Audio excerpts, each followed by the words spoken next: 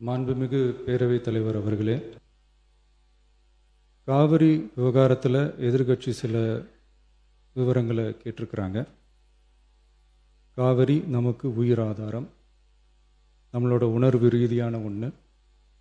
அதனால் அதை வச்சு அரசியல் பண்ணுற எண்ணம் துளி கூட நம்ம அரசுக்கு இல்லை.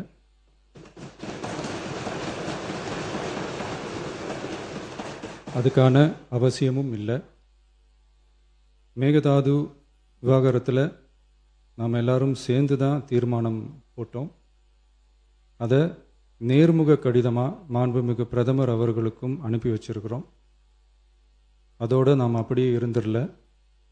ராஜ்யசபாவில் ஒன்றிய ஜல் சக்தி துறை இணை அமைச்சர் மேகதாது அணை பற்றி முழு விவரங்களை குறிப்பிடலைன்னு தெரிஞ்சதும் காவிரி நடுவர் மன்றத்தின் இறுதி தீர்ப்பு மற்றும் மாண்புமிகு சுப்ரீம் கோர்ட் தீர்ப்பு சம்பந்தமான விதிகள் மற்றும் பத்திகளை கோட் பண்ணி மேகதாது திட்டத்துக்கு எந்த விதமான சட்டபூர்வமான அனுமதியோ நிர்வாக அனுமதியோ வழங்கக்கூடாதுன்னு மாண்புமிகு பிரதமர் அவர்களுக்கு அடுத்த நாளே நேர்முக கடிதம் எழுதினோம்.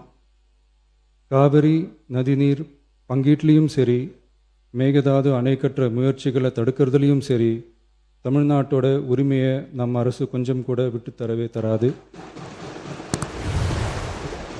அதுதான் நம்மளோட நிலைப்பாடும்.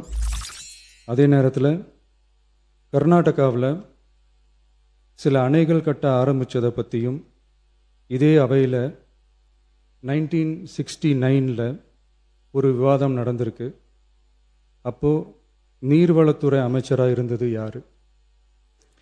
அப்போ அணை கட்ட விட்டது ஏன்னு கேட்டு அந்த மாதிரி சீப் பாலிட்டிக்ஸ்லாம் நான் பண்ண விரும்பலை.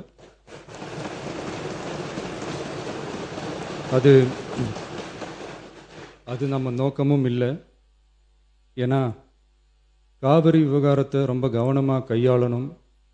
எந்த கட்சி ஆளுகிறது, எந்த கட்சிக்கு பெருமை, யாருக்கு பெருமைன்னெலாம் பார்க்கக்கூடாது. இது தமிழக மக்களுடைய பிரச்சனை அப்படின்னு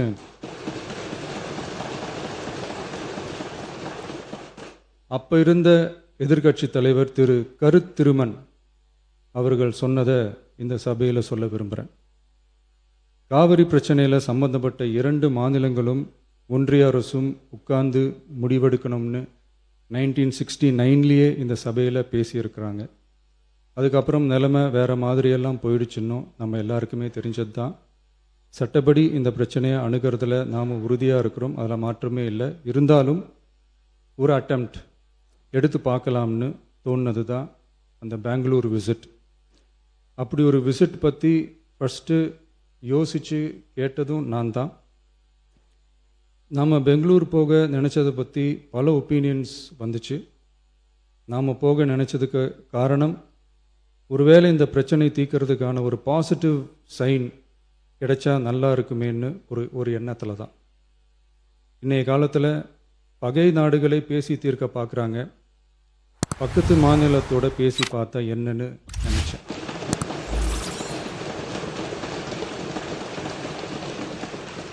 அதனால தான் அப்படி ஒரு அட்டெம்ப்ட் எடுக்க நான் ட்ரை பண்ணோம்.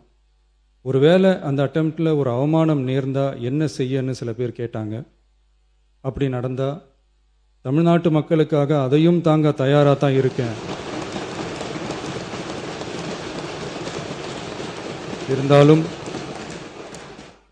இருந்தாலும் நம்ம மேலே அன்பு காட்டின அத்தனை பேருக்கும் என்னோட நன்றிகள்.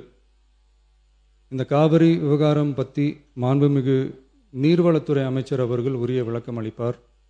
அதே மாதிரி காவிரி பிரச்சனையால் பாதிக்கப்பட்ட விவசாயிகளுக்கான அந்த இன்சூரன்ஸ் ப்ரீமியம் அரசே கட்டுறதை பற்றி கேட்டிருந்தாங்க.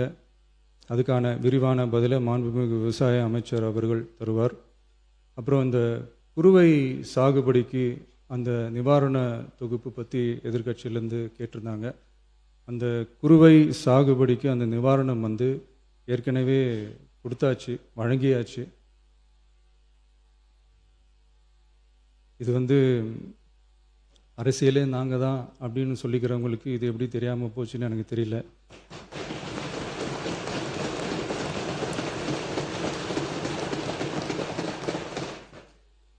முன்ன பின்ன பேப்பர் படிச்சிருந்தா நாட்டில் என்ன நடக்குதுன்னு தெரிஞ்சிருக்கும்.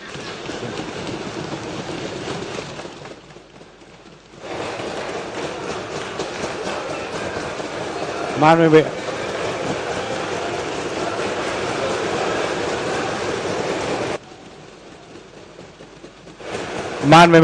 எதிர்க்கட்சி தலைவர் சுருக்கமாக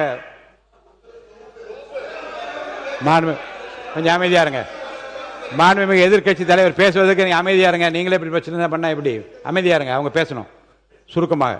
பேரவைத் தலைவர் அவர்களே, ஸ்பெஷல் பேக்கேஜ்னா நீங்கள் கொடுத்தது 134 கோடி கொடுத்தீங்க. அது அனைத்து அரசுலையும் கொடுக்கறக்கூடிய ஸ்பெஷல் பேக்கேஜ் தான்.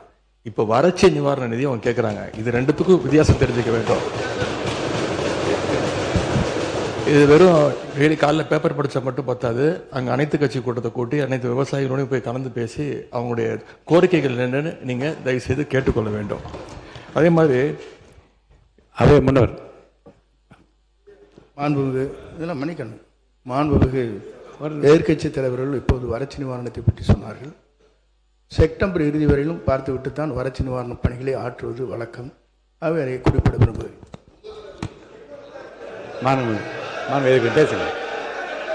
மாண்புமிகு எதிர்க்கட்சி தலைவர், பேரவைத் தலைவர்களே பேச அனுமதிங்க. நீங்களே இப்படி பண்ணா எப்படி? மாண்புமிகு எதிர்க்கட்சி தலைவர் சுருக்கமா தலைவர்களே, நாங்கள் இன்னொன்று திரும்பி கேட்பது தான், கர்நாடகாவில் அவங்க அனைத்து கட்சி கூட்டத்தை கூட்டி முன்னாள் முதலமைச்சர்லாம் வர சொல்லி அவங்களுடைய கோரிக்கைகள்லாம் கேட்டுக்கிட்டு இருக்காங்க, தொடர்ந்து கேட்டுட்டு இருக்காங்க.